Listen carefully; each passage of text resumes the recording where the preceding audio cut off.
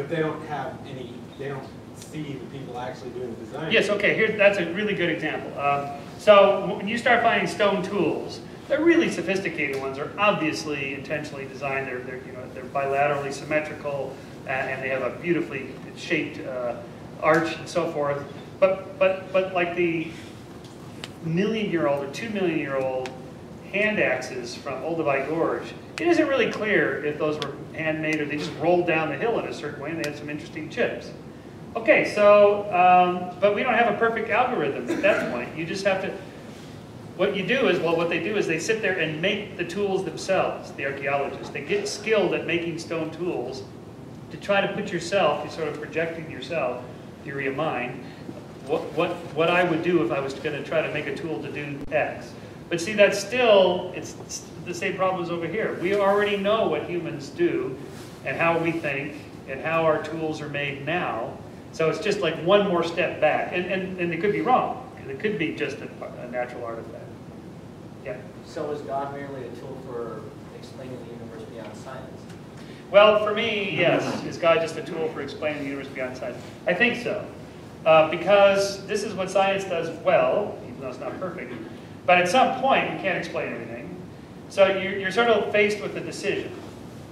I think it was probably God that started the whole thing way back at the beginning. Or I think there'll probably be something we will discover to explain the multiverse or whatever, but we're not there yet. Still working on it. Or it's just okay to say, I don't know. And just leave it at that. It's not the end of the world to not know. It's okay. It's not comfortable for most of us. We like to have answers. All of us do. So it's hard. And because we think that there has to be metaphysical implications for which worldview you choose, that it seems like you have to pick. But I don't think so. So for example, just in the last 10, 15 years, we've been working on the evolutionary origins of the moral sentiments. I mean, the answer has always been morality came from God. Well, there's problems with that argument. But what's my answer to it? Well, okay, we had to work that out for a while. And lots of people in the last quarter century have been working on that out to show why a social primate species would develop a sense of right and wrong, a violation of social norms, a violation of trust in reciprocal relationships. You know, when those things happen, the whole society breaks down. It's a big mess, a big problem.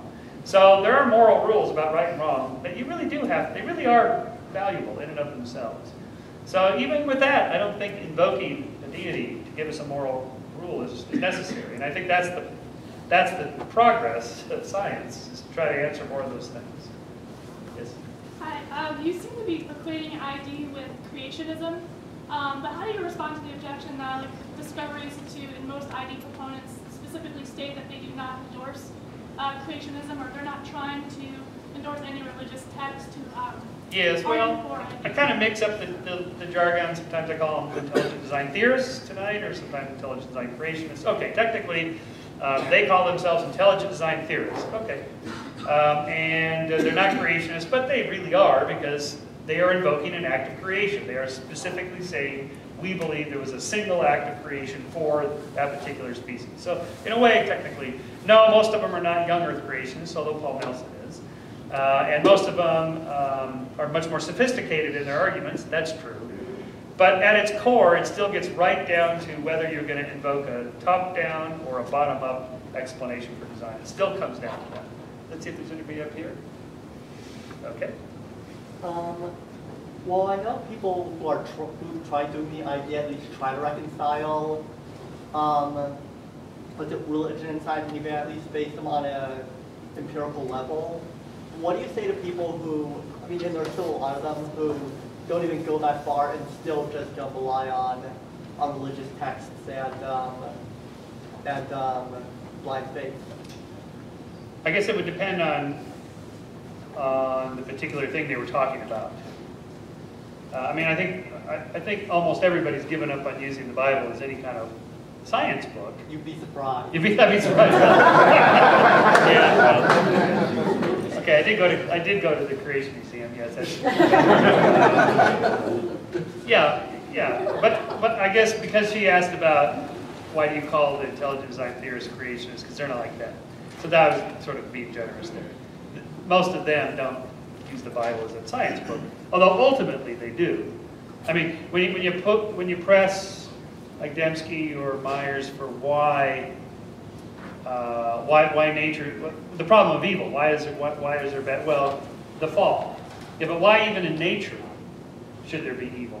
What we would call, I mean, it's pretty nasty. Like Darwin wrote about the ichneumon wasp. It stings a caterpillar, paralyzes it, and then lays its eggs in it, and the eggs hatch, and the hatchlings eat the caterpillar from the tail end to the head end, leaving the little brain, not really a brain, until the last, so that it's fresh meat. I mean, this is great if you're the wasp, not so good if you're the caterpillar. The early bird gets the worm. It's great if you're the bird. If you're the worm, sleep in. Right? So, okay. So why would that be? Well, I chose the answer. It's the fall. Before the fall, there was no predator-prey relationship. So anyway, yeah. Okay. I was wondering your opinion on how, like, scientists, scientific organizations, or even science advocates are doing in the creationism science debates. It feels like just by creating a controversy, the creationist/ID movement is gaining ground by scaring people away, like textbook publishers, away from even covering the subject. Yeah, this is a good question. The New York Times just had New York Times Magazine last Sunday had a really nice story about this. The war over textbooks of what is being taught. I mean, even just like right down to one paragraph in a biology textbook. What has that got to do with whether America is a Christian nation or not? Well, because it gets back to that worldview thing. That if you go down that route, you're going to end up with a bunch of liberals on the Supreme Court. That's the chain of reasoning. Okay? So that's why they fight over that. And yeah, that's a problem. Well, we live in a free society. So we don't want the government be the theology, theocracy. So we just have to fight back with better books, better educational materials, and so on. And that's how it works. It's just like in politics. You know, the conservatives got to jump on the think tank movement in the '80s, so the liberals are trying to catch up now. That's just how it works. There's a price to pay for that freedom. You know. Anybody up here? There's one. I've been wondering this for a while. It's a bit of a non sequitur, but what evidence is there in just human evolution in general for the origin of the weed and psychology among people? It's not necessarily related to this discussion as a whole, but I was just wondering what.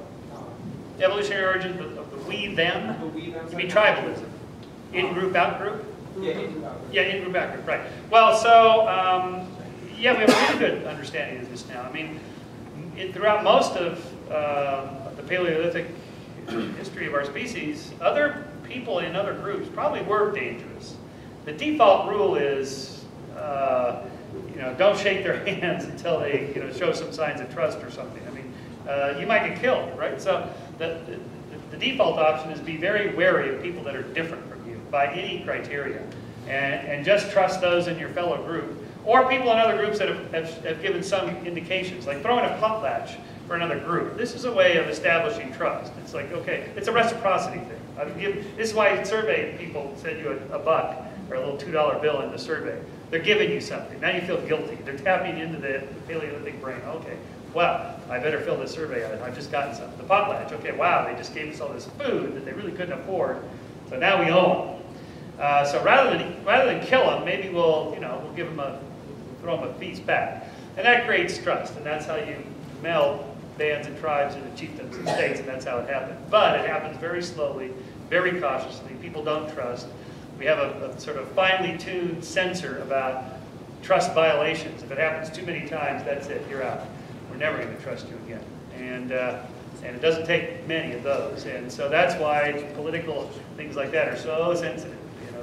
All that Cold War stuff, that's just basic Paleolithic psychology going on there. One more question. Anybody up there? I got one.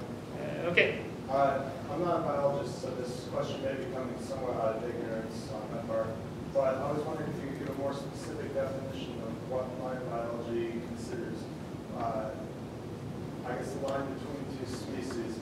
For instance, as they evolve, I thought originally, perhaps it would be the ability to make, as you know, you can make a